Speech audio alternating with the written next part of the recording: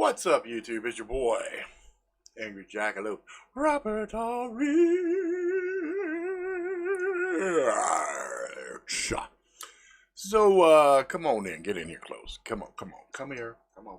Let's get close. We got some shit we need to talk about. Get in here. Bam. All right.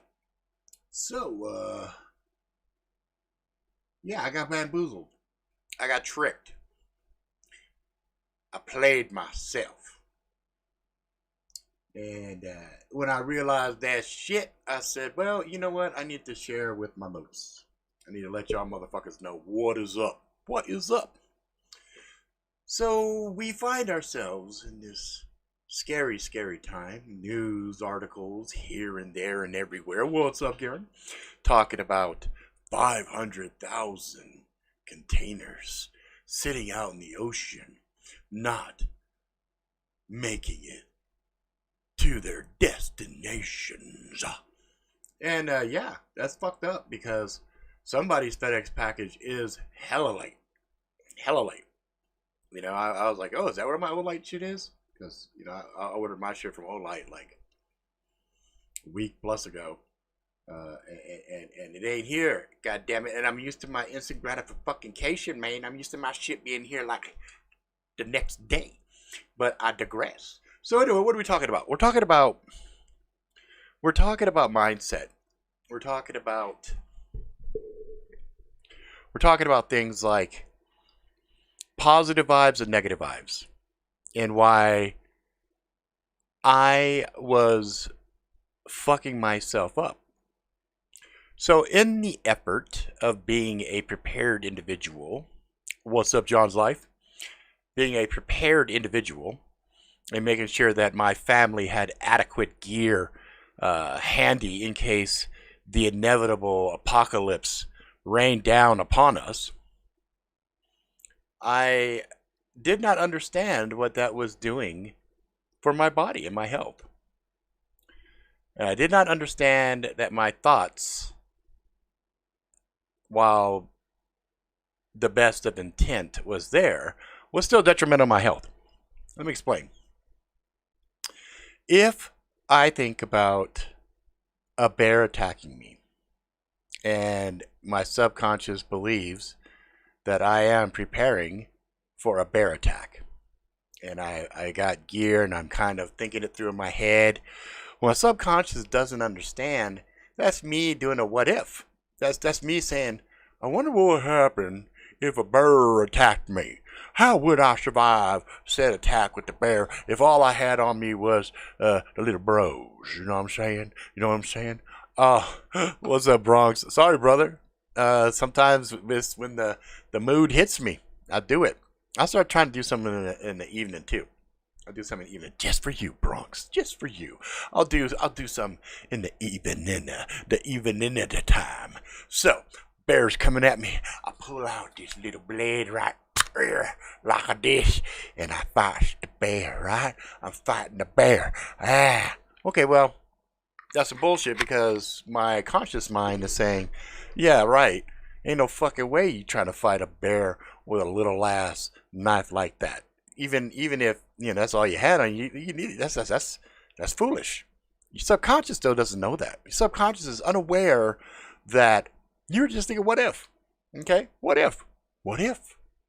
What if the apocalypse comes and there's zombies, hordes and hordes of zombies? Well, what I have successfully done is put my body and my subconscious, which affects my body, into a state of fight or flight, getting ready to get down or run, right? It's survival mode, okay?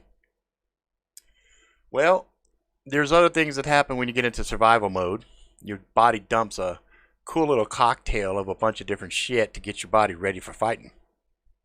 And if you've ever actually been in a fight and you get those little jitters after fight, that's because your body got completely flooded with adrenaline and a bunch of other shit.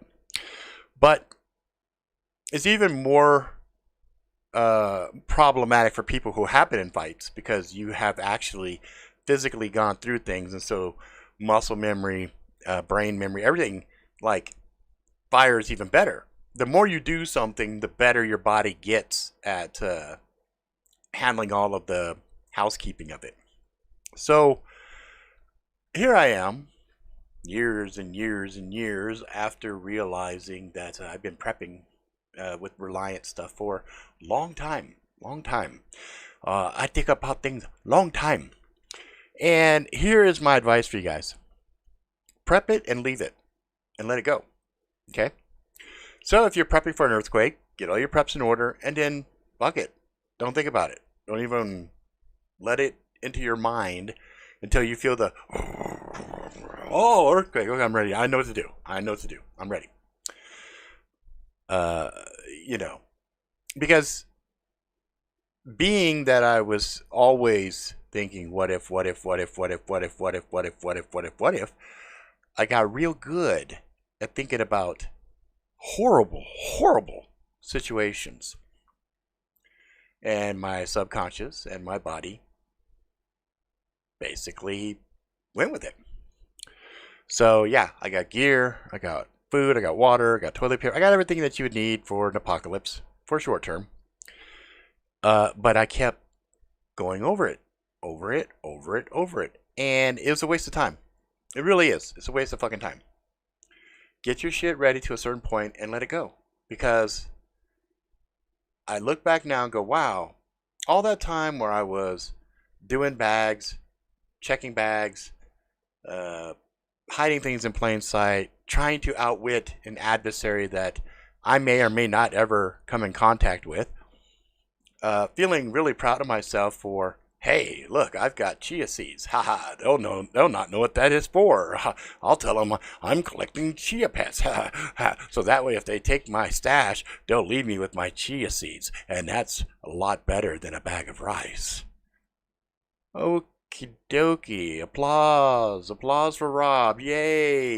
Yay, you spent probably 20, 30 hours in total planning and setting things up and blah, blah, blah, blah, blah. Move to a new house, do the same thing. Blah, blah, blah, blah, blah. I'm not saying don't prep. I'm saying prep and let it go. Get your mind back into what's really important for the reason you started prepping in the first place, your family, the people you care about, your loved ones. Get your mind right for them and spend the time you can with them. You spend all this time with your mind prepping, well, then you're losing the time that you have available for your family. What's up, yakety yak? This really hammered home for me when I started noticing FEMA was really pushing preparedness. And my first thought was, well, it's about goddamn time, you know. We've been prepping forever. And then I got to thinking about it. Because of all the other stuff that's going on and people's mental state as it is, and people frustrated, angry, sad, distraught, disgruntled, irated. Is that a fucking word, irated? You know what I'm saying. Pissed off. So I got to thinking, I said, God damn it. They bamboozled us. They see how slick they are? So there was a few of us in the early days that talked about preparedness. And then the shit hit the fan in a very baby sort of way, but still very measurable as far as the world is concerned. And we sat back basking in the glory when other people would approach us and say, oh my God, you're right. Oh my God, you're right. And, you know I felt a little vindicated, like, yeah, motherfucker, that's what we would try to tell y'all. Just be ready in case some shit happens. Now, that's not bad. That's not a bad thing. Being prepared and having a mindset of solving problems is a good thing. But what you don't want to have happen is you living in that mode. Because there's a risk. There is a legitimate risk there. Because some people can't let it go. And so they look and seek out the conspiracies, and they look and they seek out all of the things from the sun. I know I watch the weather.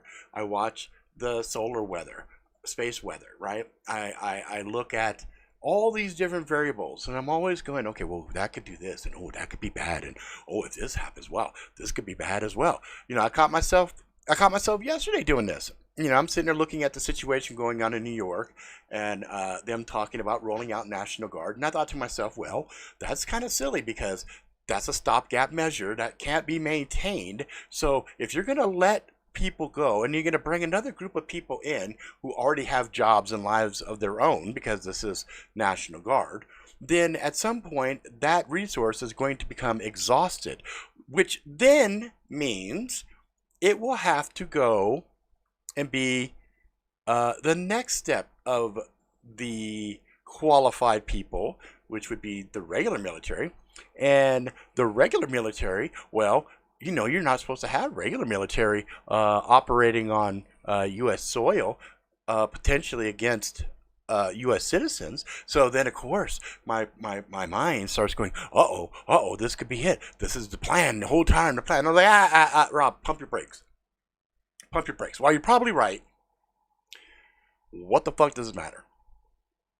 All right? What the fuck does it matter? Let's see. Garen says, more preppers there are, the more the government has to confiscate for themselves and the military. Yeah, maybe not. I don't. That's a foolish endeavor, because you have a military going in, and if they're trying to seize equipment, well, the people that have said equipment aren't going to be very happy about giving it up, and so you're going to have constant, mini skirmishes. So I don't think that's really what's going on at all. I think the entire time the government has been saying, gear up, gear up, gear up, gear up, gear up, is for, their doomsday switch. Really, they push a button and, turn off the power, and everybody goes bananas and everybody kills each other. And then the small groups of people that are enlightened enough to come together and work together will be so small that when they turn the power back on, anybody that doesn't reassimilate back into society will just get squashed like a bug. So, I don't look at that and go, okay, that's what they're going to do. And that's why I also look at, the current stuff going on right now. It's just more, it's a more insidious, slow way to encourage people to subconsciously kill themselves. Not like actually go and kill themselves, but by staying in a heightened state of anxiety and all those other negative emotional states, which means you're in survival mode, really. There's a lot of people that, even if there was nothing else out there, even if everything that is being reported in the news was a fat nothing burger, the reality is there's still going to be a noticeable group, a number of people dying from increased hypertension and other things that are related to stress. And I find myself looking at throughout society and seeing different folks from different walks of life engaging in fear mongering. I'll share with you guys something that happened yesterday. Got mail.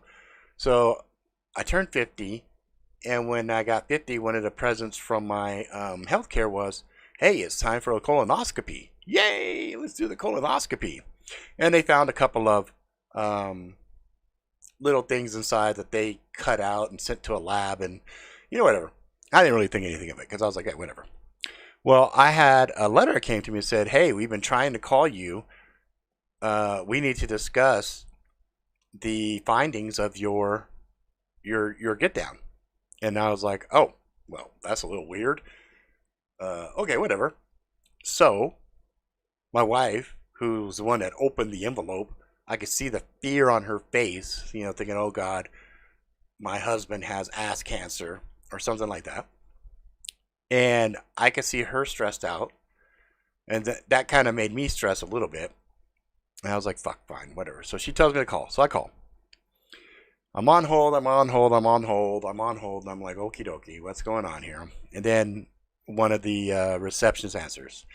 And I said, hey, my name is Robert Ricks. I had a colonoscopy. I got this letter here, said there's some results you guys want to go over with me. Now, I have no expectations. I'm not going in this thing thinking, oh my God, I got the big C or anything else. I'm not really concerned. I'm doing this more to alleviate my wife's concerns than anything else. Okay, cool. So she says, oh, hang on a second, hang on. Give me a second. I'm like, okay. So I got put on hold again. And I'm like, okie dokie. So I'm waiting. Finally it comes back on. Yes, Mr. Ricks, can you please confirm your date of birth and blah, blah, blah. So I give the credentials needed to let them know that I am who I say I am. And then she says, the lady I'm talking to, the things that were removed from you are, and she says some big long word that I can't even begin to remember, blah, blah, blah, blah, blah, blah, blah. And we had it analyzed, and these are, if these were left inside your body, there was a chance that these could have become cancerous. All right, so stop and process what she said. The things we extracted out of you have a chance, if they were left inside of you, to become cancerous. Okay? It wasn't a definitive, oh yeah, motherfucker, this shit was cancer. We cut some cancer out of your shit and we see cancer, blah, blah, blah. No. These things have a chance. I'm like, not in my body, they don't, because I don't will it. I'm like, fuck what you say. Nope, not going to happen in his body. So I'm like, okay, so what does that mean? Well, we'd like to do a follow-up one in 7 fucking years. I'm like, oh, okay.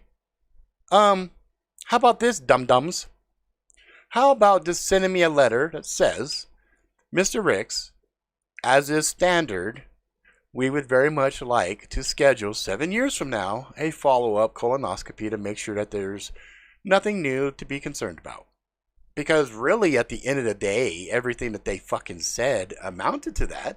There was nothing for me to be seriously concerned about, because she said this could have been if left inside.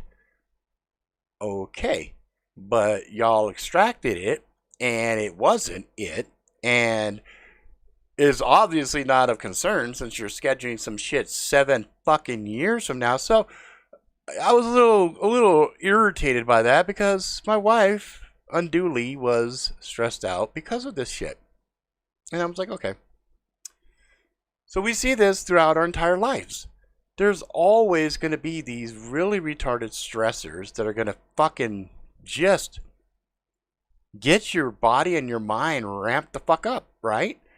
So, what do we do?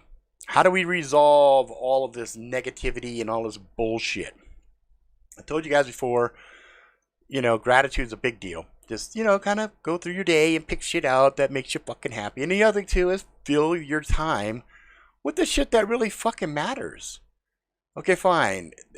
They got these stupid things in place where you can't go and do certain things that you would like to do, but there's a multitude of other things you can still do. There's a ton of shit you could do. But the key is to find shit that brings you joy, makes you happy. Because they're using the same tactics that they use in brainwashing. Yeah. There's tactics being leveraged against people right now, everyday life, that is some of the primary components of brainwashing. Isolation. That's a big one. And we just went through a year plus of forced isolation type things where people weren't allowed to associate and do things with each other like they normally do. And then you factor in fear. And so some segments of society refused to even go outside. They hold up. They said, fuck that shit. That's just deadly out there. I'm not going out there. Okay, dokie. Well, you know what? Each your own. But isolation keeps you from being in groups where you can collaborate and think and figure shit out. Trauma is another form of brainwashing. So all of this constant fear mongering and Everything else falls under trauma, mental trauma. Don't dispute it, because your subconscious is definitely paying attention. Your subconscious is saying, "Oh shit, this is spooky, spook. This is some spooky shit," right? Because even if you don't believe that it's spooky, they're using techniques, repetition, repetition, repetition, repetition, repetition. The constant repetition of messaging is another form, or I should say another technique leveraged in brainwashing.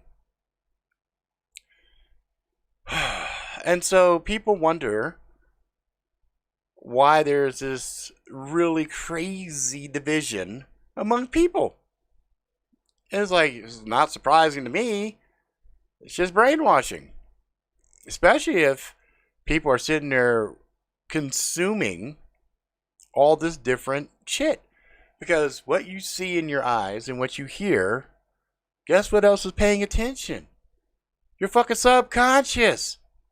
You guys, the more I'm researching and more I'm learning, our brain is pretty complicated, but at the same time, it's pretty fucking simple. All of these gurus that have been always talking about self-help and self-improvement and all this other stuff, or whether it comes from mantras or whether it comes from whatever, it all has to deal with our belief in our brain. Your subconscious creates most of your reality. It's gonna actually dictate a vast majority of your reality. So if you're always talking shit about yourself, guess what? You're hurting yourself. You really are. So the first tenet of loving yourself, right? The first thing of being right in your head is actually giving a shit about yourself. And stop using negative terms. Like, even if you're doing, jokingly, you're what's that? Self-deprecating yourself in a comedic way. Your subconscious does not understand that. It doesn't know that was a fucking joke. It doesn't get it. So if you're like, yeah, I'm a big fucking fat ass, well, your subconscious goes, okay, you're a fat ass, right? So you kind of have to do a trick. You have to trick yourself so that your subconscious starts to elevate you into a new way. So this is not mystical, metaphysical shit. This is actually just the way your brain fucking works. And these are some strategies and some tips to kind of help yourself cope with different things. So for example, let's say, I'll use an example of somebody that is near and dear with me, that is kind of an athlete working out. So this person's trying to get better gains and really just improve a lot of different aspects of the working out and whatnot. So I tell them, okay, so in the morning, I want you to call yourself Champ. Start referring to yourself as Champ. Hey, Champ. What's up, Champ? Let's do this, Champ. All day, Champ. And by you having this internal monologue with yourself, where you're referring to yourself as Champ, because you have a mental image of what a champion is, your subconscious is going to start to pick up on that and go, oh yeah, I'm a champ. That's right, I'm a motherfucking champ. I'm a champ, motherfucker. I'm a champ. And then what happens is your body responds to that. And your body starts to also say, yes, I'm a champ. And as a champ, I'm going to go ahead and allow the body to do what it needs to do to actually be a champ. Some people call this manifesting, right? I call that just simple hard work and mental motivation. You're basically telling your mind, I am able to do these things. And if you really want a really perfect example of how this can work, let's look at the antithesis of this, the opposite of this. So when people want to break the 4-minute mile, they were told from all walks of science and everything else, the human body is incapable of breaking a 4-minute mile. But then you had this one dude come along and say, yeah, fuck that noise. I'm going to break this shit. And everybody's like, you're an idiot. Can't do it. But in his mind, oh, I'm going to do it. I'm going to do it. I'm going to do it. I'm going to do it. And he worked hard and he had the belief and the subconscious believed it with him, and the motherfucker broke a 4-minute mile. Now, what did this do to the rest of the world? Well, the rest of the world saw this and said, well, shit, I guess we were wrong. I guess it is possible. What that did is it dropped the barrier of belief. So now people said, oh, well, this motherfucker could do it. I could do it. And so then they started to break the 4-minute mile on a regular basis.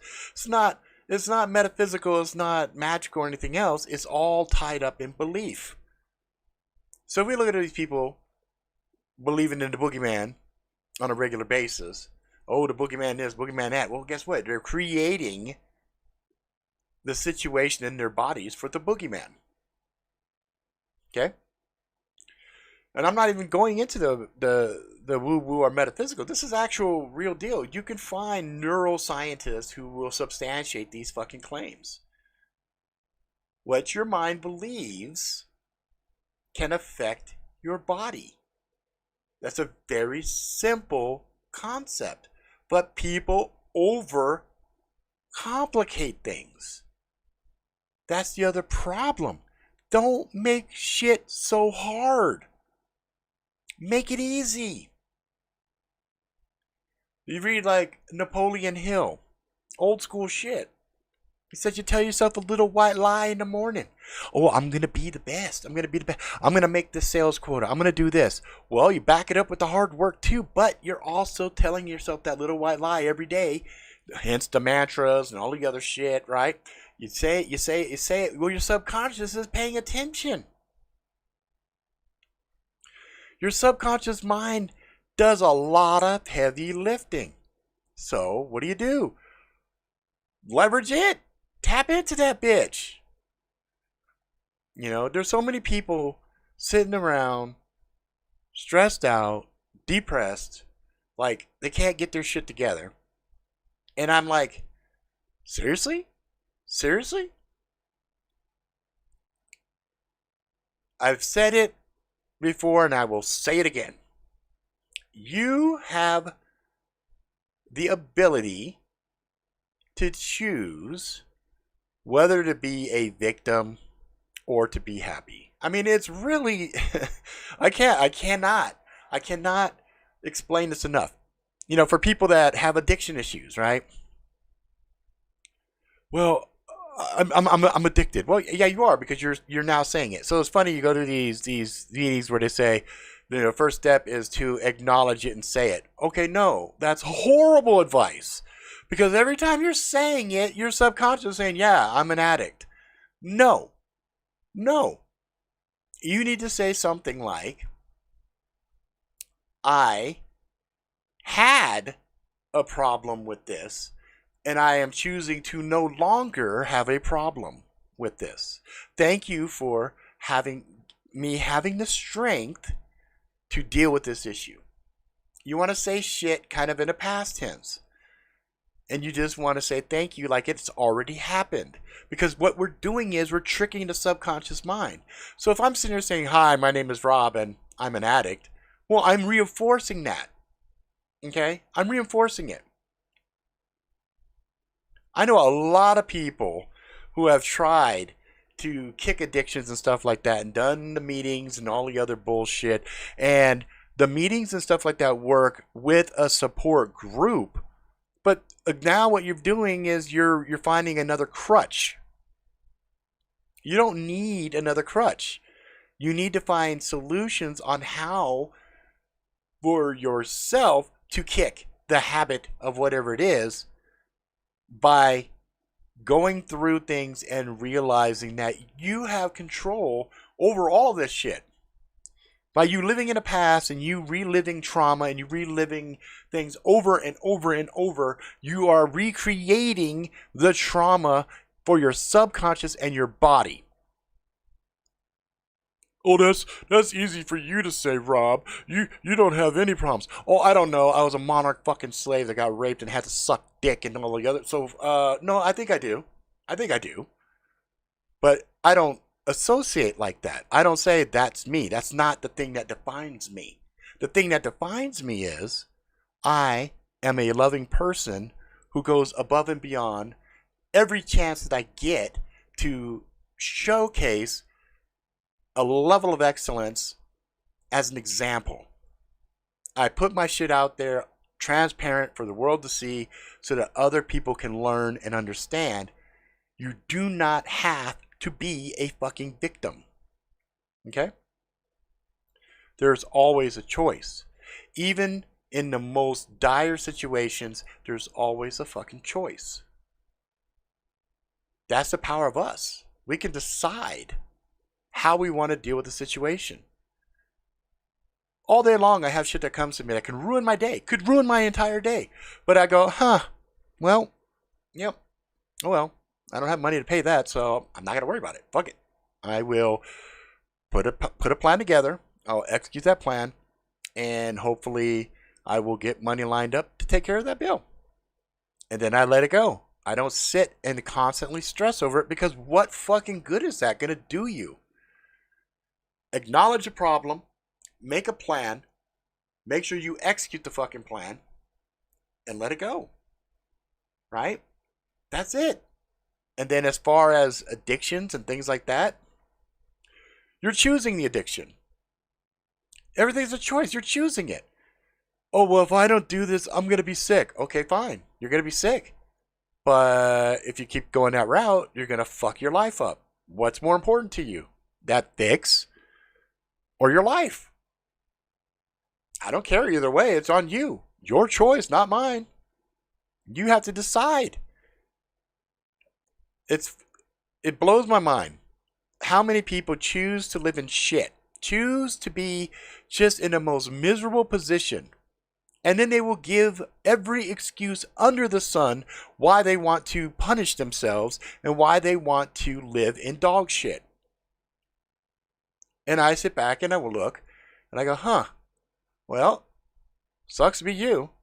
Not trying to be the dick here, really not. But at the end of the day, I'm not going to judge. That's on you. If you wish to be that way, that's you.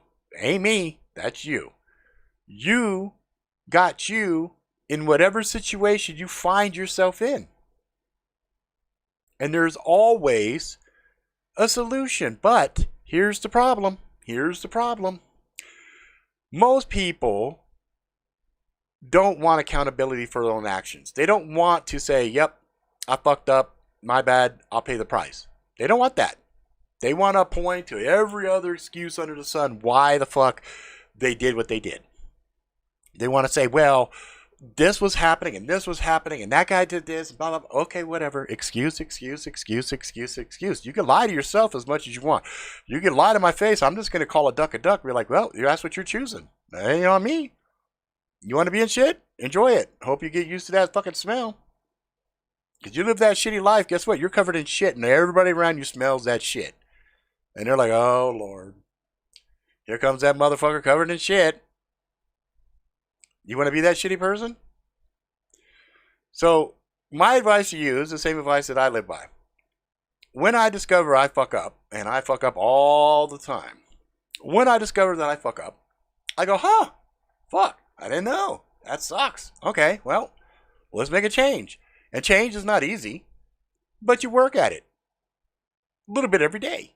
And if you fall and you take a couple of steps back, who cares? You just keep working at it. Because nothing happens overnight. That's the other problem with people. People tend to think, well, I'm going to make this change and it's going to happen like that. Motherfucker, no, it ain't like that. It ain't like that. Any negative thing that you've done to get you to a certain point, however much time was invested in getting you to that shitty ass point, whether it be your physical health, your mental health, your financial stability, etc., etc., etc., is going to take you at least half the time trying to get you out of it. So let's say, for example, I'm 50 years old. When I was in my 20s, I was in really good shape.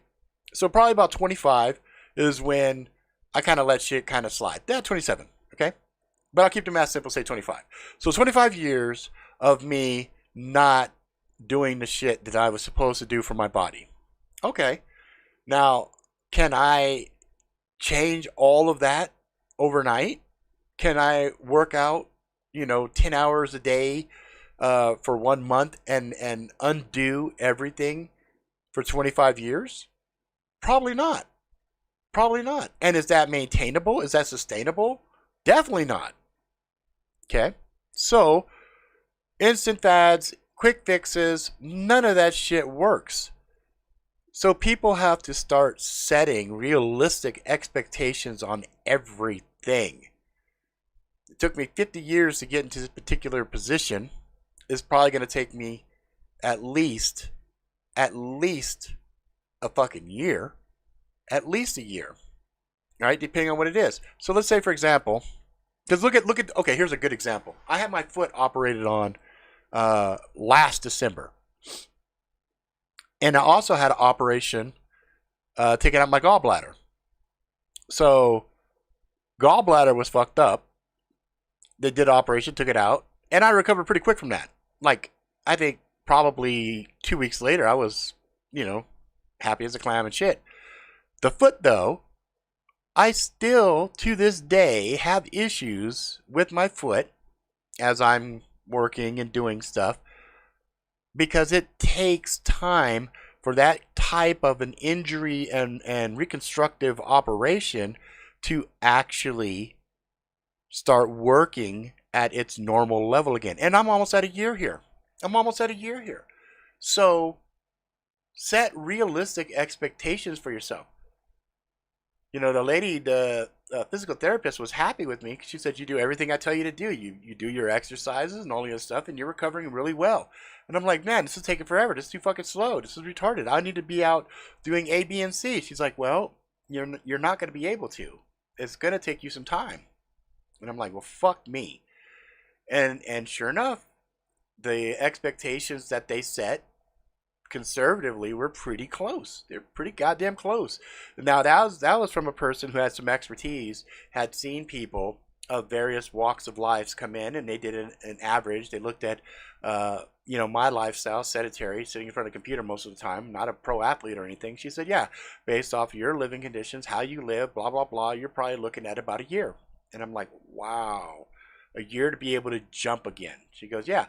Now I tried it. I tried jumping the other day. My calf felt like, oh shit, somebody just slapped me with a fucking bow staff right on the fucking surgical spot, and it was like, it hurt. It still hurts, this is like almost a week later. I was like, well, and the foot swelled up, and it was a bad deal. And I was like, well, I learned a lesson. That was dumb. Don't jump, Rob. Wait that year. Let that year go. You can keep walking. You can keep doing, modify this, modify that. You can do the stairs, but no jumping. No jumping, motherfucker. Okay. Right? You live and learn. But I said, fuck, at least I tried to put that effort in. So I get real frustrated when I try to talk to people and tell them, this activity that you're doing is going to kill you. And they're like, oh, but I can't. It's so hard. Well, yeah, you just proved to yourself you can't. You just said you can't. The minute you fucking said that, your subconscious goes, yep. Because every fucking time somebody has said that to you, tried to course correct you, tried to help you, you rebutted with a, I can't. I'm addicted. Nah, nah, nah, nah, nah.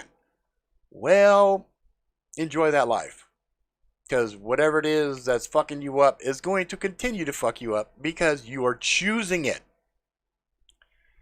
And when the consequences of those actions come, you have nobody to blame but yourself. That's that accountability that most people lack. They lack it. They do not want to take the accountability for their actions. And that's a tragedy. Because really, if you believed in yourself and you started working on yourself, and I don't give a fuck how bad it was, oh, my daddy didn't give me love, fuck, whatever. I had daddy issues for days. I had daddy issues. I've resolved them. I'm done with them. I'm finished. No more daddy issues. No more self-image issues. No more excuses for this, that, or anything else. I take responsibility for everything I say and everything I fucking do. And if I make a mistake and somebody says, hey, Rob, that was wrong, that was incorrect, I'll be the first to say, son bitch, you're right.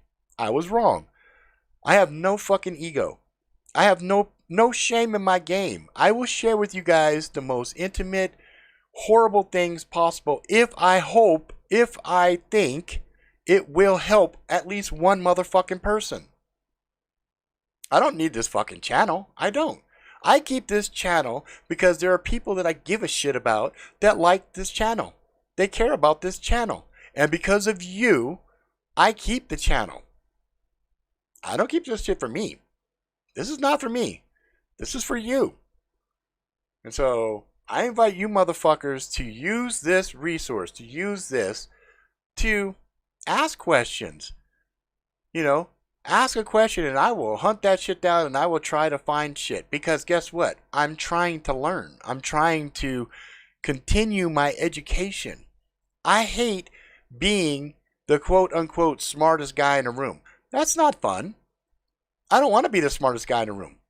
I'd rather be the middle smartest guy in the room where there's something that I can learn from the smartest people and there's something I can teach to the guys below me, right? And I don't mean below me like they're below me. I mean below me like their knowledge level. But it doesn't mean that because somebody has a knowledge lower than mine that there's not some insight or different perspective to something that I can't gain from them. But the worst thing to have in a relationship is a stagnant environment where neither one of you are learning anything. I want to learn shit. I was joking earlier with my son. I was like, yeah, I got the Lambo in the garage, but you know what I really love? I love knowledge. I love knowledge. I love my books in my office. I love knowledge. And my son just rolled his eyes at me like, oh my fuck. I'm reading shit constantly. I have books fucking everywhere. Here, let me show you guys something.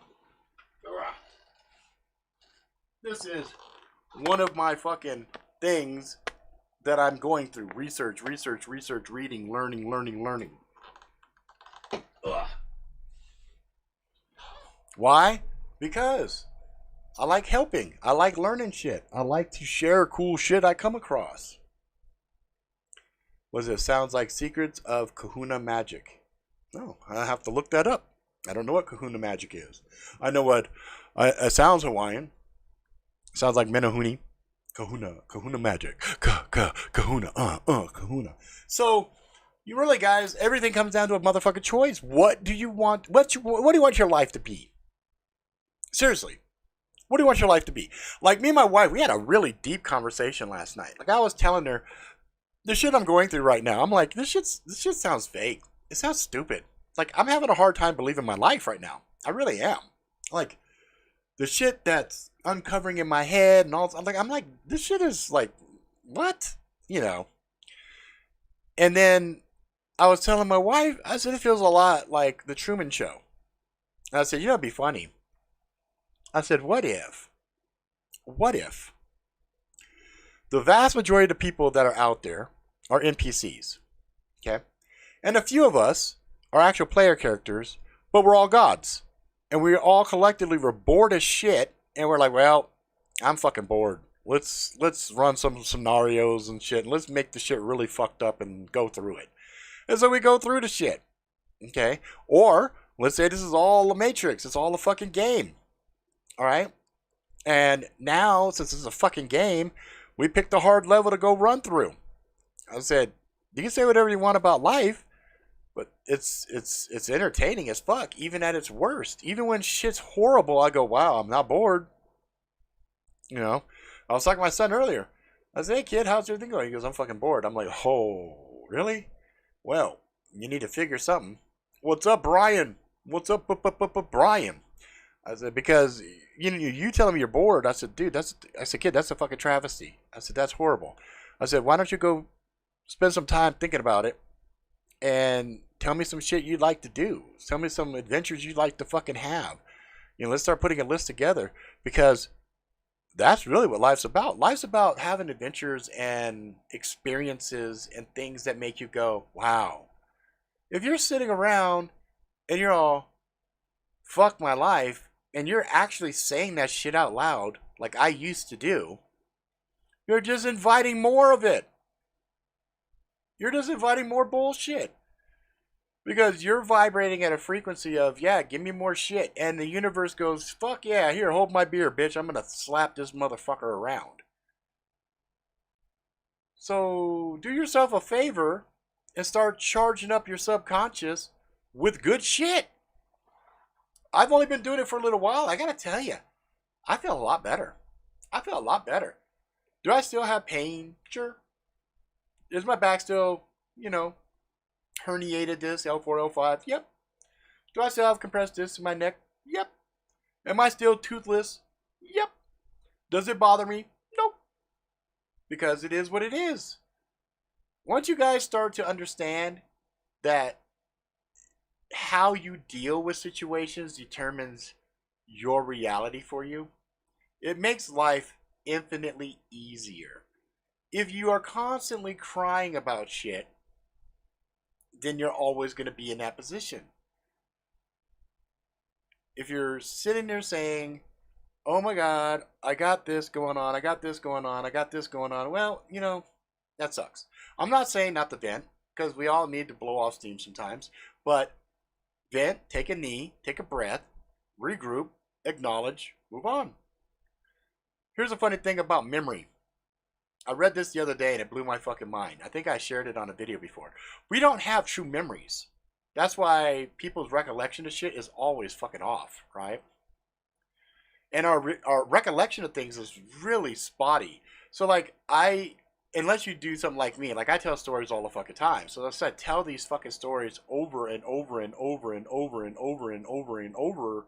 What ends up happening is you ingrain that shit in your head. So I know this statement to be true. Our memories are bullshit. The little bits and pieces that we remember and we reconstitute and recreate when we tell it over again, the repetition, remember I told you earlier about brainwashing? The repetition makes it stick. Okay? We remember the highlights. Remember, like, I got a tattoo. Yeah, it hurt. I can't remember the details, but I remember, yeah, a tattoo fucking hurt. All right? There's certain things that our brain remembers and doesn't remember. So, if you're sitting there constantly bemoaning the fact of blah, blah, blah, well, guess what? That shit, you're recreating it over and over in your fucking head, and your subconscious is there like a little fucking diligent fucking transcriber writing notes of this shit and said, oh, he likes this. He's always talking about this. Let's make sure we create a situation where this happens more often. Yeah, let's do this more often. Right? And then you wonder why you keep doing the same things over and over and over. Like, why am I keep doing it? I don't understand. Why am I with this guy? Why I keep fighting these assholes? Because you keep crying about that shit to your girlfriends and everything, and it's in your subconscious, and then you talk about your dad, and you talk about this, and then you get in the same fucking situations over and over and over. Because you're charging your fucking subconscious with this shit so that it becomes your reality. That's the shit you want. That's the shit you want. Because your subconscious says you must be. That's all I'm hearing about. That's all I'm hearing about. So instead, start filling your subconscious with good shit. Start filling it with the stuff that you want, but you never say, I want it. Don't say I want, because then you're coming from a needful position. Say, thank you for having it. Thank you for giving me an amazing winter. Right? Thank you for an amazing evening. Oh, what's up, Canet? Don't worry about it. I got to talk for a little bit. Don't worry, you're still good here. Don't worry about it. And understand that you can start to shape the direction of your life. Because once you keep saying things to yourself, it becomes your truth. And once something becomes your truth, fuck what anybody else says. And that's the other thing. That's the other thing. You have to counter every negative thing you hear with a positive, so you can cancel it out. What do you mean, Rob? That sounds interesting. That sounds complicated. No, it's not. Okay? It's not. You're driving and somebody flips you off and says, you're a fucking asshole. You just go, oh, okay. Well, here's the problem. Your subconscious heard that shit. So now you just roll your window up and you laugh and say, oh, that person was mistaken. For I am not an asshole. I am a glorious, awesome motherfucker. Okay? Brian says, but Rob, today's world suck balls. Yeah, it does, but do you have to be miserable? You're choosing it, right? Let them suck the balls. Do you also have to line up and get a lick in? No. You have the right to live your life how you want to live it, how you want to perceive it. And sure, somebody might come and stomp on your rights, and they might throw you in jail, or they might do some other horrible shit. But guess what? Even if you get locked up in a fucking cage, you still have your mind to decide how you're going to process that situation. You're always going to have the person who's a negative Nancy, and they're always going to be miserable, no matter how good they have it. And then you have the other person you come across, right? You have the other person you come across who, no matter how bad things get, that motherfucker is a soldier. He's positive. He's like, fuck, I got this shit. And you're like, dude, you lost an eye. The good Lord graced me with 2 of them.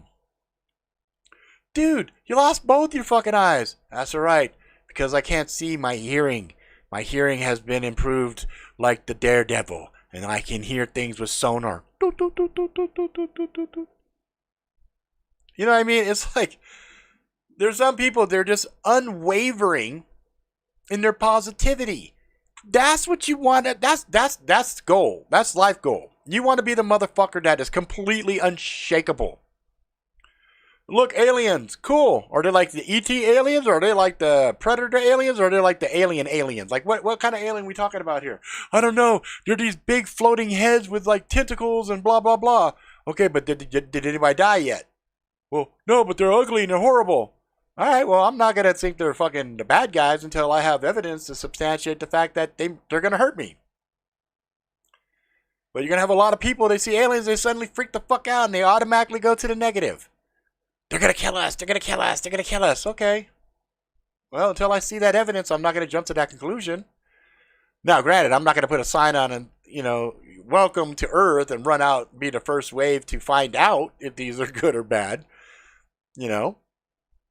I just got to be chill. Yeah, I did get my custom Punisher. And I did get that awesome ass sheath from, oh my god, I'm drawing a blank. Motherfucker is one of the best sheath makers on the planet. God damn it, Rob. My brain is... Oh, Michael Spangers. There you go. Michael Spangers. Motherfucker is dopeness. He is fucking awesome. He is... He's a fucking pimp, is what he is. But yeah, I got a sheath for my custom Inforex Punisher from Topps that they made for me, the black one. And then I also have my Relentless blade, but that one that came from Daniel Serto, that had its own sheath to it that was actually pretty decent. But I've got a full chest rig and everything else with the Topps Inforex Punisher with a Spanger sheath. That's pretty dope. It's pretty dope. I do some videos sometimes with it, and I plan to do some more. But it's like the end of the day, guys, everything really is a choice for us. It really is. And once you get that in your head and you realize that, boy, I tell you, it makes life infinitely easier to fuck with. It does. I treat life like it's a big fucking game. Like I told my wife, these Illuminati fuckers come and they do whatever.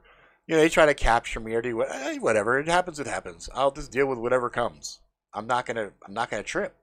I just refuse to allow myself to get in a terrified position. I'm not gonna allow it. I'm not gonna fucking allow it. Just the same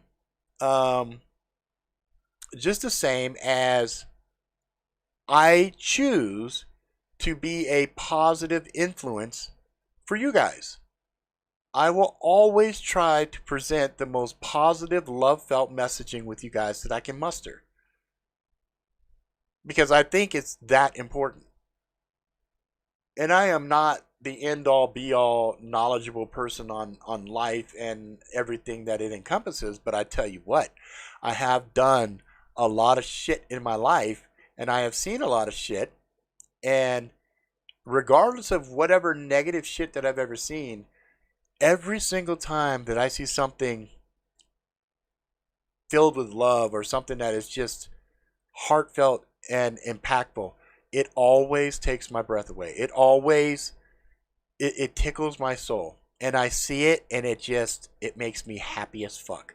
I know there's this one series of videos I see on Facebook all the time. It's like "We Love Animals" or something like that, and it's always a story, a video of something where there's an animal that's stuck, animal that's like fucking in dire straits, and people put their life on the line to help these animals out. The last one I saw was a fucking mountain lion had its foot caught in a fucking snare, and this dude took one of them dog poles with the fucking noose on it, and he pinned it down, and he had to go and fucking pull the thing so that the fucking mountain lion's paw could be released. And he did it. He didn't give a fuck. And he pulled the noose off. He didn't know. He had no way of knowing if that mountain lion was going to turn on his ass and just pounce him. Right? He had no way of knowing. But his heart obviously told him, you can't let this animal stay here because it's going to die. And he said, fuck it. And he did what he felt in his heart was right. And guess what? Mountain lion just took off. No problem, you know, and the guy felt probably really good in his heart. And I know I felt in my heart, I was like, damn, that's wonderful. That's a beautiful thing. Every time I see one of those things, it just reminds me that as human beings, we're here to love. We're here to share experiences. We're here to share in the joy of the things that make us happy, such as an M48 Smash It. Okay, the M48 Smash It, by all accounts, is a wonderful, wonderful blade from Condor. Yes, Condor, the knife maker. So anyway, this is what I'm talking about. We can derive joy and amazingness from each other's happiness. So Brian shares me pictures, and he sees, I could feel it. I could feel it through the fucking messaging, how excited he is. And he's here, and he jumps on. He's talking about it here. He's so excited. That's what life's about, guys.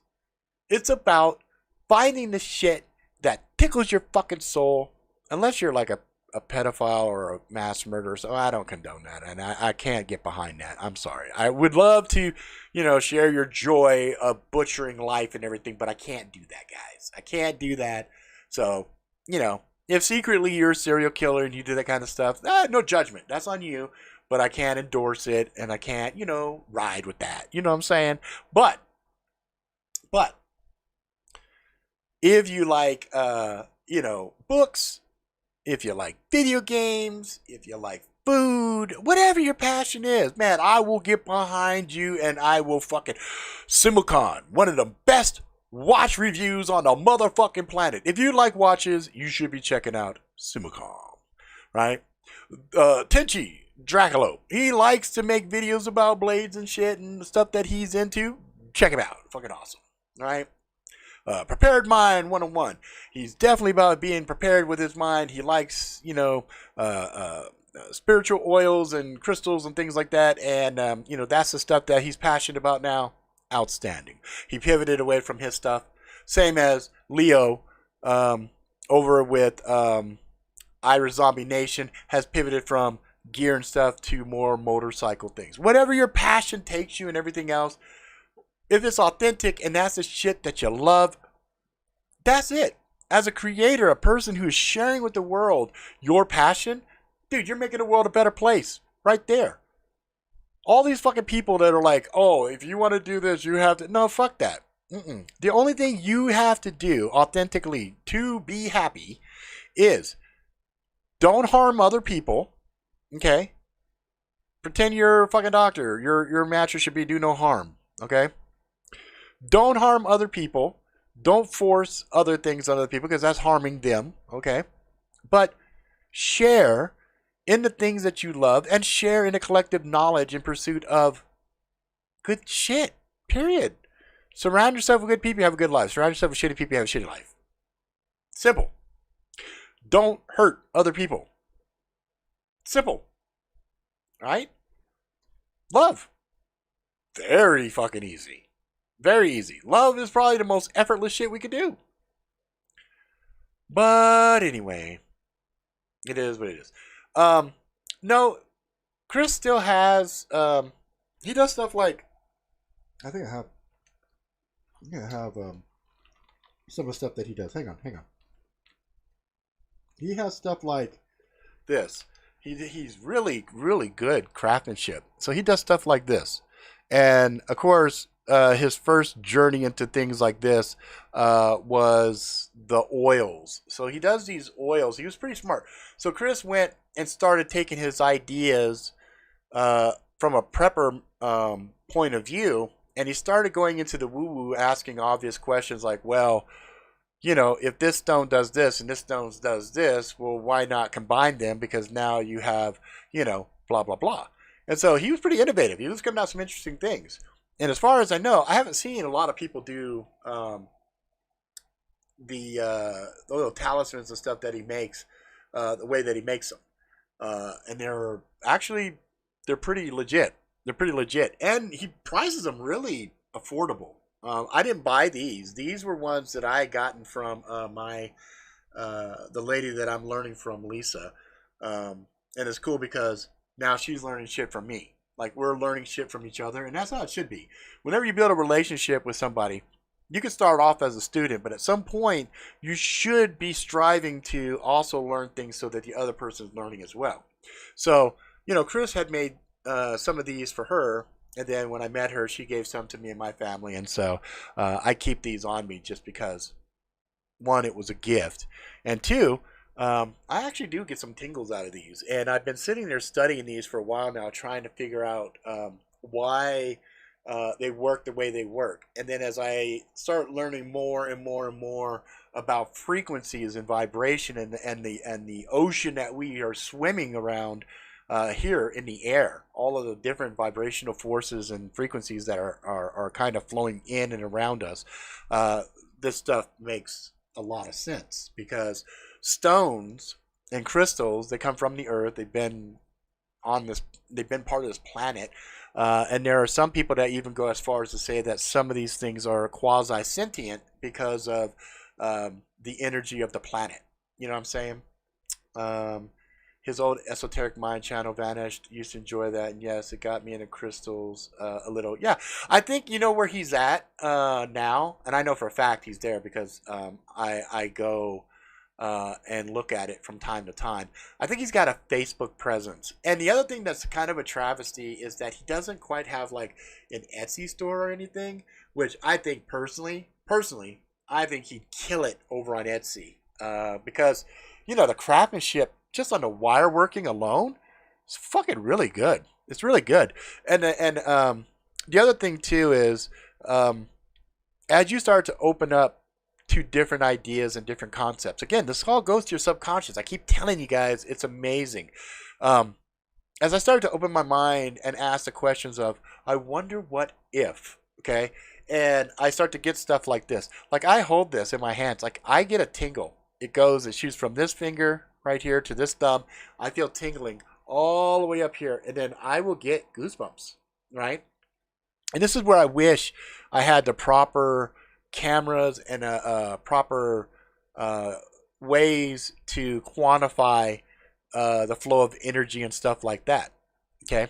But for some of you folks who may be sensitive, for example, to EMF, electromagnetic fields, or if you're worried about the things that being mandated and stuff like that, there is a stone called shungite. I think it's called shungite. It's a black stone. It's not expensive, and there's people that make really cool jewelry and stuff with it. I could put some in the description. I'll link some that I bought for my wife. Shungite actually is kind of a mitigation piece for the flow of EMFs from things like the G's network, you know, like 4 or 5, whatever G's.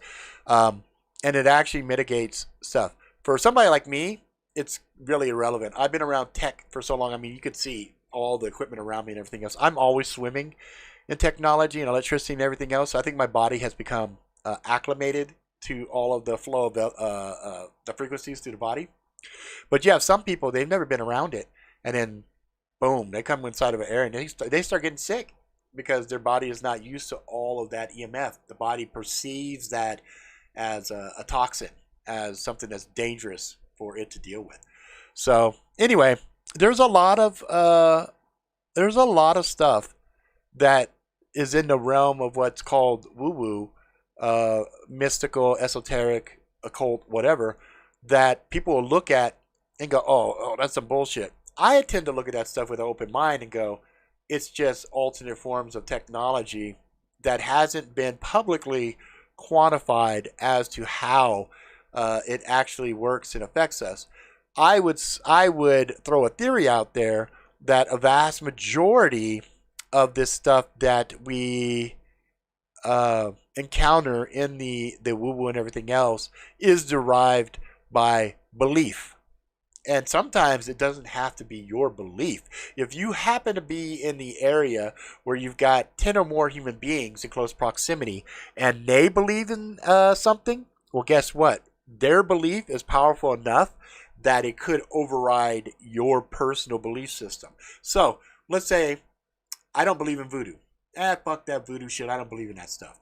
And somebody takes a voodoo doll of me and they stick needles in it.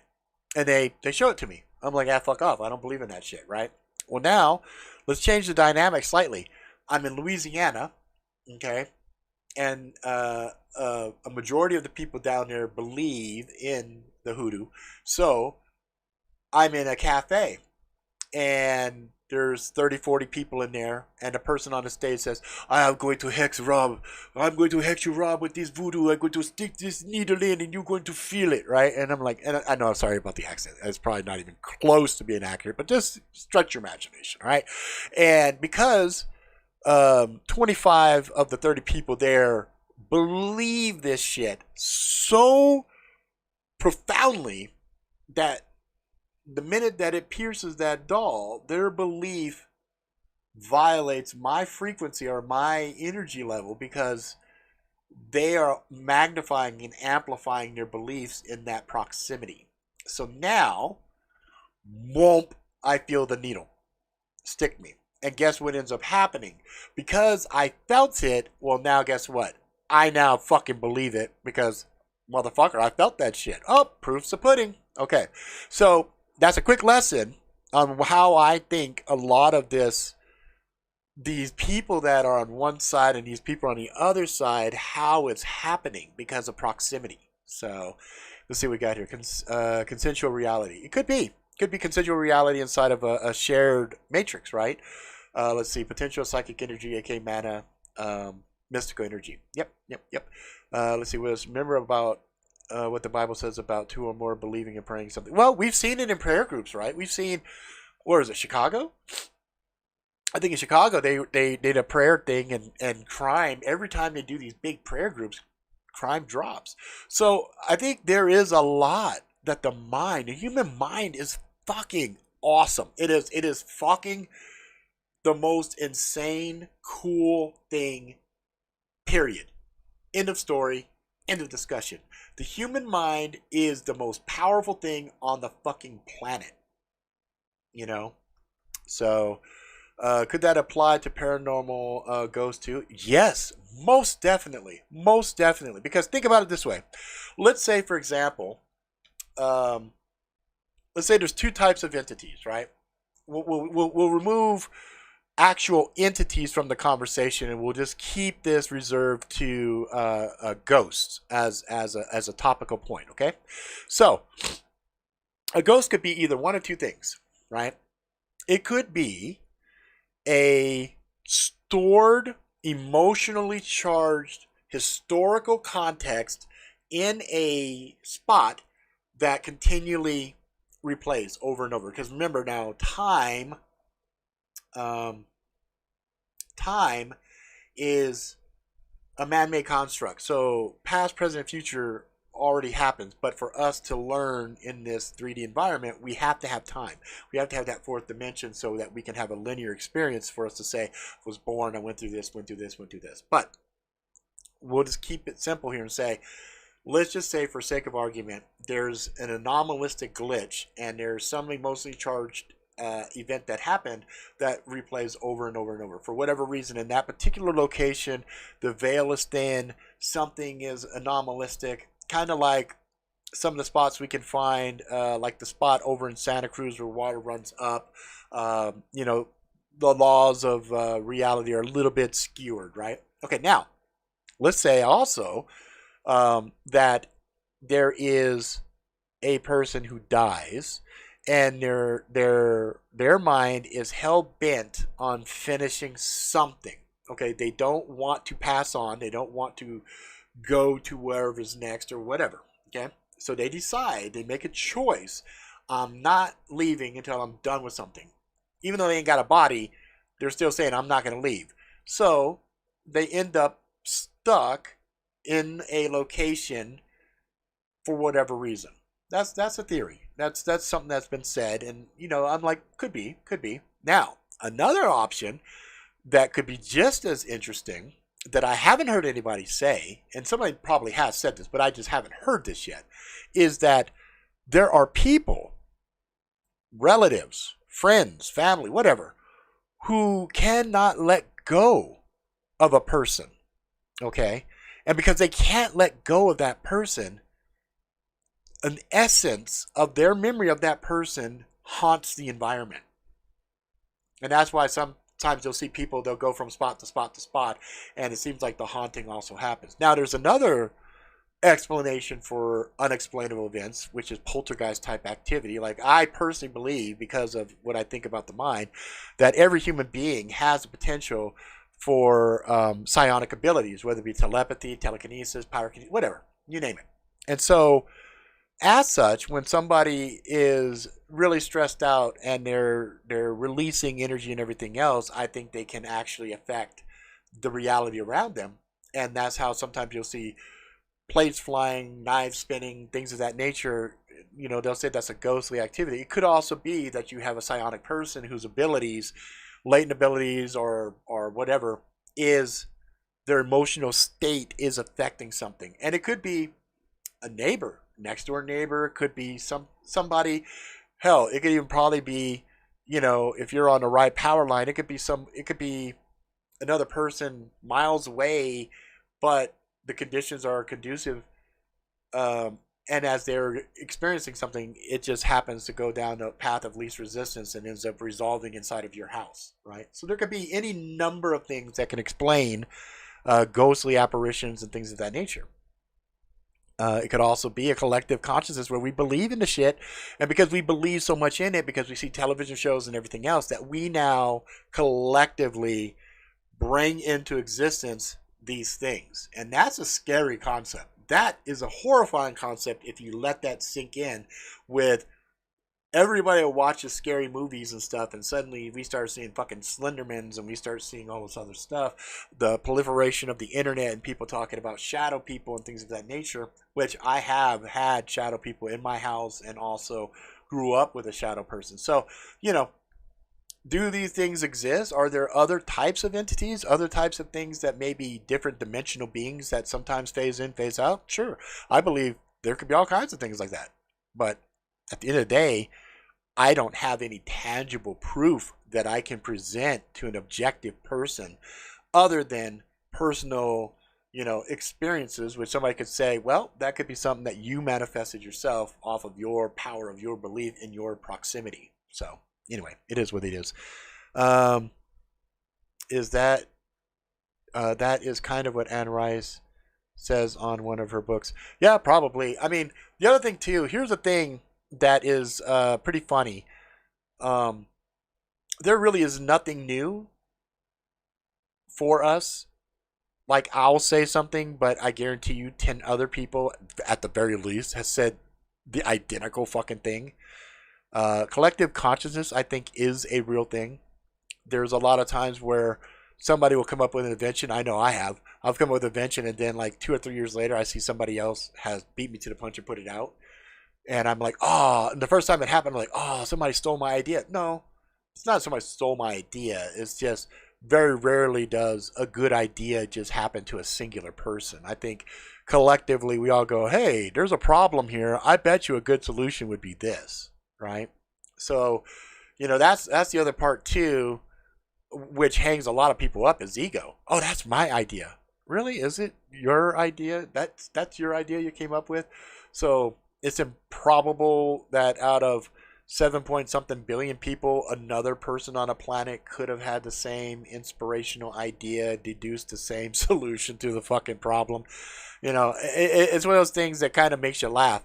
People tend to put themselves in these positions of elevation where they are very important, right? And I'm not saying you're not an important person. I'm just saying sometimes people get a little too carried away with shit and they don't think the thought all the way through. And what makes it funny is they'll do that, but where it matters the most in their life, they won't focus on that aspect of their life. Okay. Somebody goes and gets parking and they get a close parking and they say, oh, God loves me and God gave me that parking, right? Okay. Well, God gave you that parking. How about you pray to God so that you can quit the heroin, or something that means a little more than, a parking spot or something else, right? I'm being facetious and I'm they're not an apples to apples comparison, but I think you get the general gist of where I'm going with this. And that's kind of the problem. The problem is people put priorities on things that really are inconsequential, and the things that are actually important is what they minimize. So here's a good example. If I had a bottle of water and I had a gold bar, the thing that you would deem more important, 9 times out of 10, would be that gold bar. Because in your mind, you would say, well, with that gold, I can buy thousands of that bottle of water easily. Okay? So you would say that the value proposition is that bar of gold. That water is not important. Change the dynamic slightly. You're in a desert. You haven't had anything to drink for 2 days. And now somebody gives you an option for that gold bar or that water. You'll take the water. So it's kind of funny because we tend to put, and that's the other thing. We got all of this safety. We have all this relative safety, all the stability and everything else. So our minds tend to go to the ridiculous. Like, oh, money. Like, money is the most important thing. I saw something the other day that made me chuckle. The guy, this thing I was listening to, the guy says you're going through the grocery store and you load up your cart, you get to the bill and you pay the bill, and then you're upset because you had to spend $200 for groceries, and you're totally overlooking the fact that you actually have real value sitting in your cart. I was like, fucking son of a bitch. That's real as fuck right there.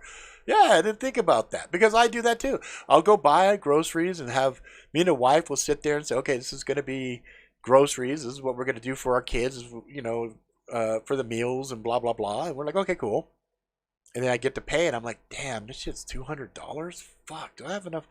Man, how am I going to make fucking bills work and blah, blah, blah. Well, I totally forgot the fact that I got healthy food. I have now in my physical possession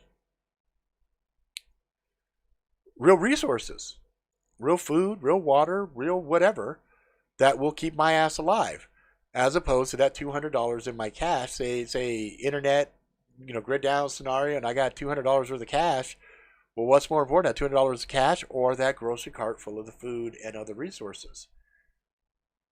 That level of critical thinking is what's missing today.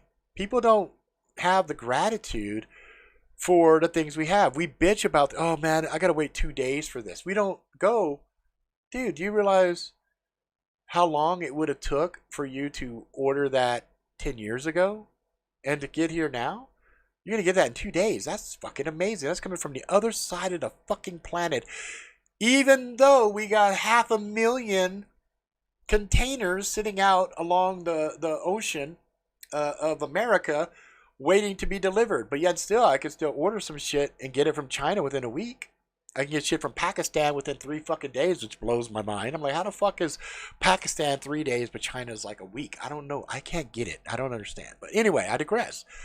But people overlook all the glorious blessings we have.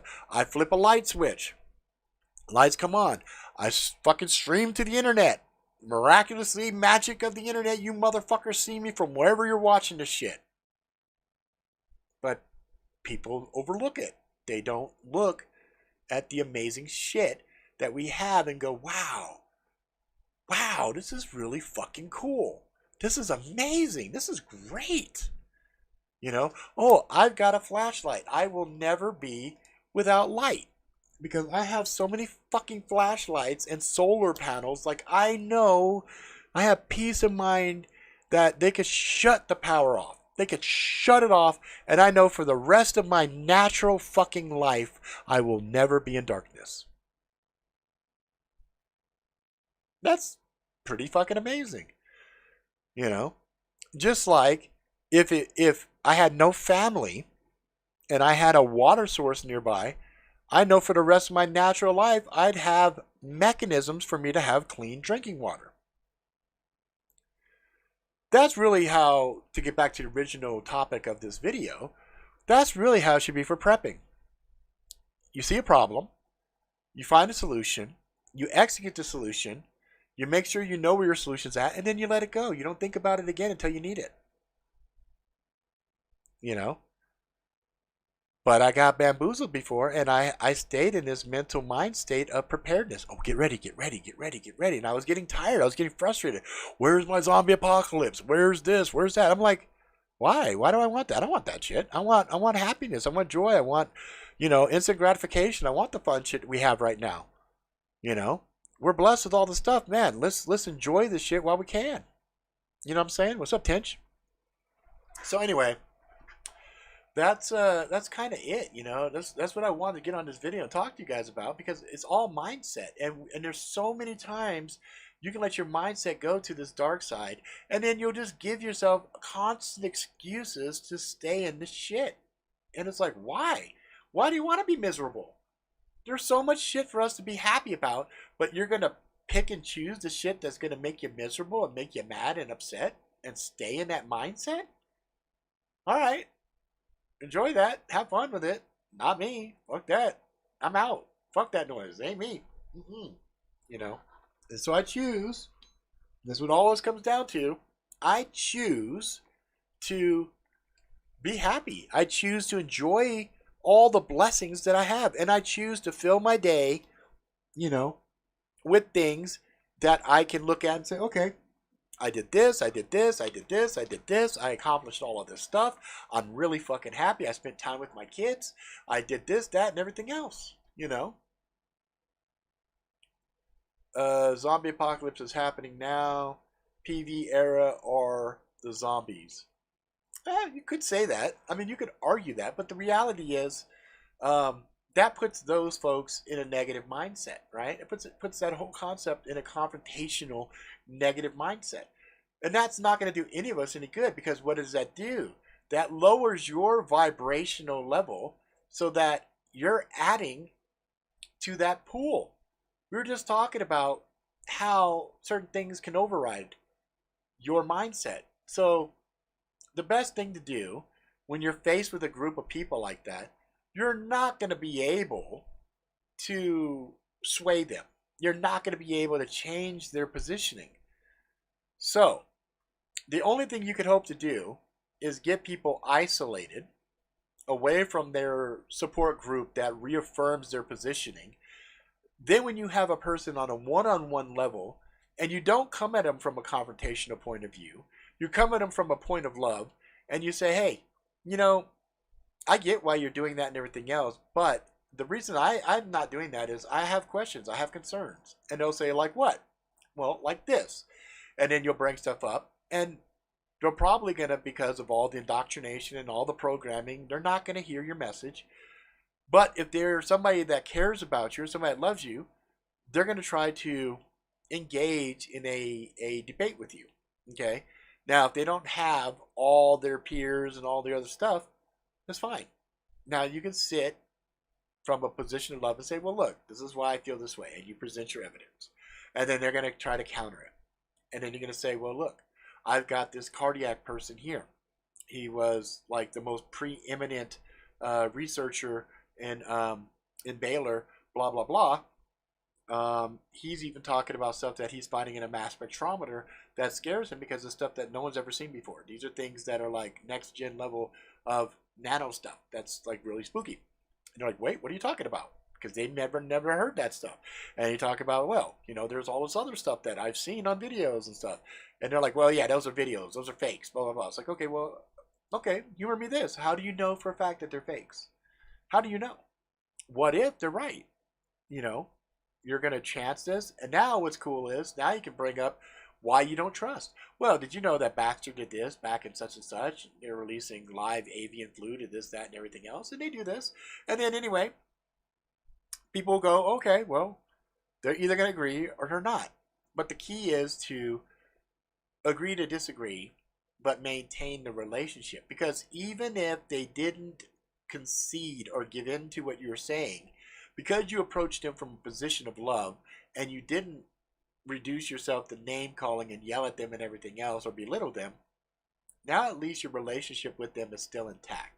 They agree that you have your reasons for not wanting to do something and they're okay with it. They're like, that's fine, and they're going to do whatever they're going to do and you're going to do whatever you're going to do. And as long as nobody is violently fucking with you, then you won't have to reduce yourself to replying with force. Because the last thing we want to do is get to their level. You want to stay as a beacon of positivity. But, and this is where me and the wife disagree greatly, I am of the opinion of natural law. As long as you don't start no shit with me, you don't have to worry about me. There's nothing you have to worry about. But the minute you start shit with me, I will give you the one warning to back the fuck up off me. And if you don't, and you're trying to cause me harm, it is my right in a natural law to respond to the threat in a way that I deem necessary, and I'll deal with it. And if it gets me in trouble, so be it. Because I hold myself accountable for my own actions.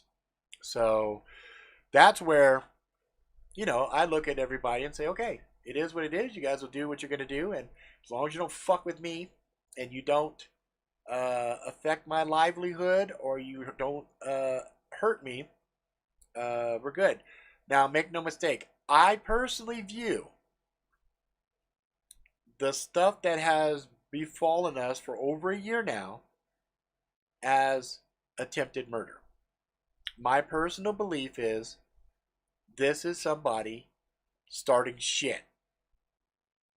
Okay? And I'm publicly stating, stop it. Because if it elevates and they come after me or mine, because I now have said to the universe and my father and everything else, I don't like this, I won't accept it, I won't allow it, and I think that's murder. It's on record now. If people come and they try to force things on me and I deal with it, then people looking back at this will say, well, that was his mindset. That's how he said it. That's how he stated it. There's no mistaking what his thoughts, his intent, and everything else. Don't start no shit, won't be no shit. But understand, they've already shot, the first shot. So anything that I view going forward is self-defense, personally. So you guys can extrapolate from that whatever you want. Me personally, I just want to love and be happy, watch my kids grow, help you motherfuckers, do this, that, and everything else. But, we'll see what the world doles out to us next. And things are a little bit wonky, and that's why I felt the need to do this video and just tell you guys, just chill the fuck out, work on yourselves, because civilizations come and go. Humanity always rides it out. And where one thing collapses and burns down, another rises from the flames. And so, sometimes systems go down and they're failed, and then another system comes along and it's good for a while, and then that becomes corrupt, and then it fails. So it's just an endless cycle, guys. And so you just have to be positive. Have optimism that no matter what happens, you will be that beacon of righteousness. You will be the shining example of what it is to be a human being. And that's at the end of the day, that's all we really need to do. Be the example, one of us at a time. Create, share, love, and that's that. And be peaceful and everything. But again, that tenet, don't start no shit, won't be no shit. That's my mantra. That's my code. And as long as people don't violate that, they have nothing to worry about from me. All I'll do is try to share love and happiness and, kumbaya. I'll be trying to make everybody a fucking, try to make motherfuckers laugh and have a good time. But make no mistake, I am a student of the law of nature. If you fuck with me, I will respond in kind. So, there you go. Public declaration. Leave me the fuck alone. Let me and mine do what we do, and there's no problems. Fuck with me though, you better take me out quick. That's it. That's all I gotta say. All right? All right, guys. Love you guys. I do truly, truly, truly love you guys. If I didn't, I wouldn't do these fucking videos because they don't do anything for me. And it's not ego. It's all from love. All I want is for you guys to learn, and I hope from time to time you guys will challenge me and give me something to learn from. So there's a reciprocal learning that happens. You know what I'm saying? All right, guys.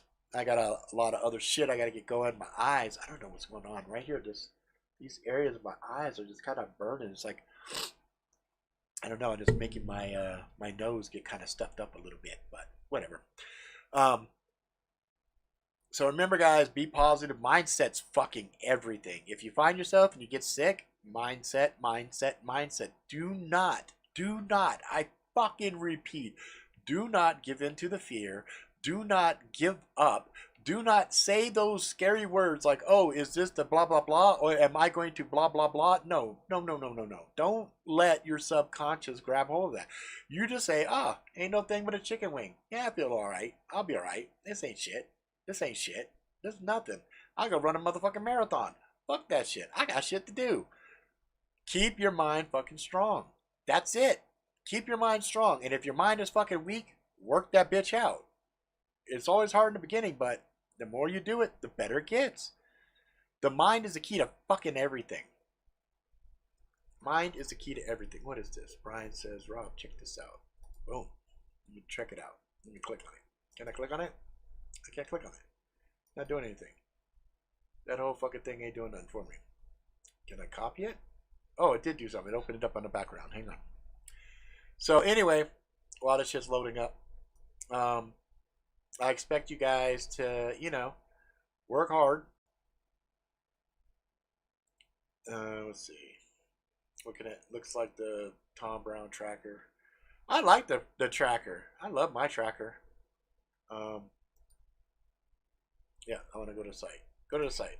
I want to see what the fuck Brian's sharing with me. Oh, damn. What number did you get, dude? Are these actual? These aren't actual sizes, are they? Because they're actual sizes. The number 2 is kind of cute. I think the number 2 would be cute. But yeah, as far as M4X Punisher, I mean not M4X Punisher.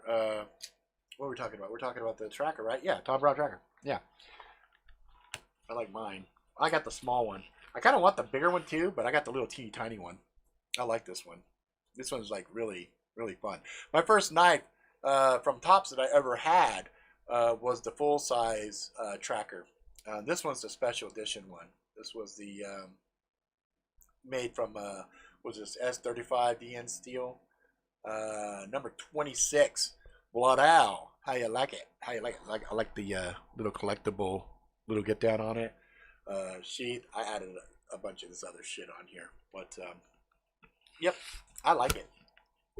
And see if I get a little ASMR. Ah, I got ASMR. Ah, what the fuck? How come I can't close this goddamn button? Hang on. I want to get that. There it is. All right. So I'm gonna end it here, guys. Don't worry, Bronx. I'm gonna do a video one of these nights. When's your I don't know if Bronx is still on or not. Put a comment in here, Bronx, on your day off. Like the day, if you have a certain day off, and I know you have a certain day off, I'll do one of these motherfuckers on your day off. So that way you can just kind of kick back and watch the shit and whatever. And I'll try to find a topic, something that you dig. You know what I'm saying? And then that way it could be kind of a fun thing. That's the other thing too. If there's shit you guys want to talk about, discuss, whatever, holler at your boy. Let me know. Oh, one thing is funny. I'll share this with you guys. So I have this funny habit of whenever I see a new Mountain Dew, like I gotta try it, just because I'm like, oh, that's fucking great. So this was the Major Melon. I like the Major Melon. Major Melon was pretty good. The Baja Punch.